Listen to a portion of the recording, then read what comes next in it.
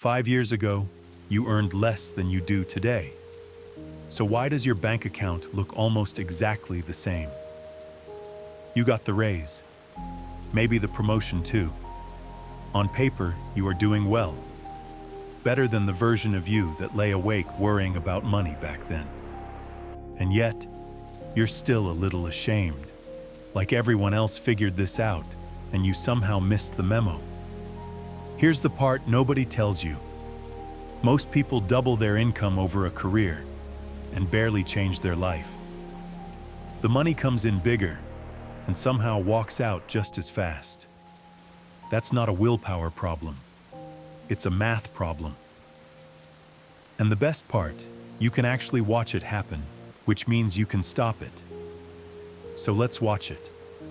Let's follow one person through their career. 3 raises, double the income. And by the end, almost nothing to show for it. No names, no currency, just clean, round, made-up numbers. So this works no matter where you live. Year 1, they earn 100 a month.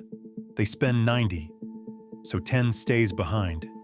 10 every month, quietly building. That's the line we care about. The gap between what comes in and what goes out. Right now, that gap is open. Good. Then the first raise lands. Income jumps to 120. And here's where the brain does its thing. Nobody decides to spend more, it just happens.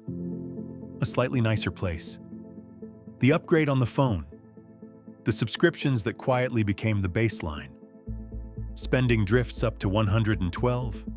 Look at what just happened. Income went up by 20. The amount they keep went up by 2. The raise was real.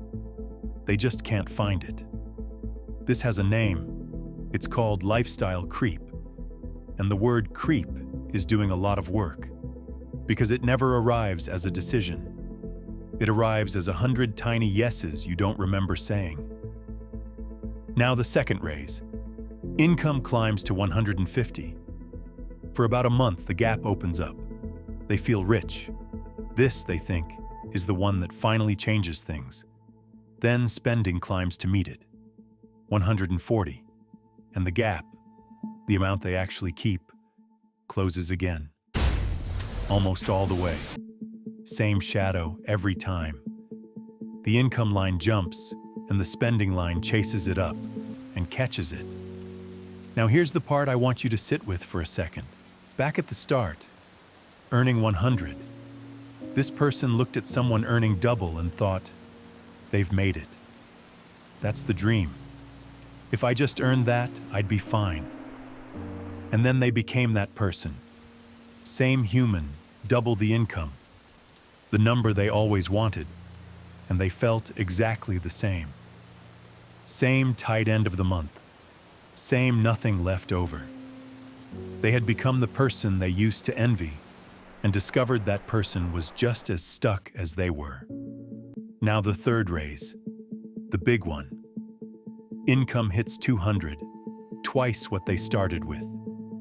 And keep your eye on one thing only, the gap. Because spending creeps to 185. This person is earning double what they earned at the start. And the amount they keep each month went from 10 to 15. Double the income. A rounding error of extra savings. That's not a horror story. That's the normal one. That's most people. So let me ask the question this whole video is built around. Where did the money go? It didn't get stolen. There was no disaster. No single purchase you could point to and regret. And that's exactly why it's so hard to see. It left in pieces too small to notice and too constant to stop. Now here's the good part. The part the title promised. Let's run the exact same person again. Same job, same 3 raises, same income. But this time, when each raise lands, they keep half of it before lifestyle gets a vote. Just half. They still upgrade. They still enjoy it. They just bank half the raise, first, automatically, before it ever touches their everyday life. same income, same career. The only difference is the order things happen in. And now watch the gap. It opens, and it stays open. And because it stays open, it starts to stack, month after month, year after year, into a number. Put the two versions side by side, same person, same paychecks. One kept the raises, one let them creep away. The space between those two lines, that is the cost of lifestyle creep. Not a feeling, a number. And once you've seen it drawn out like that, you genuinely can't unsee it. That gap is the wealth that was always available to you. It was never about earning more. The person who earned more and the person who got rich were the same person, making the same money in a different order. So here's the honest, shame-free truth. You are not bad with money. Your spending is just very, very good at rising to meet your income. That's not a character flaw. It's how almost everyone is wired. The math was simply hidden until somebody finally put the lines on one screen. So do one small experiment with the next bit of money that lands, whatever it is. Before it becomes a nicer anything, move a piece of it out of reach first. Keep half the next raise. Watch what happens to your gap. And here's the question sitting right where you are. You just watched that gap vanish again and again for years. So what if you didn't let it? What would happen if you kept the gap instead of letting it disappear? That's the real other half of this story.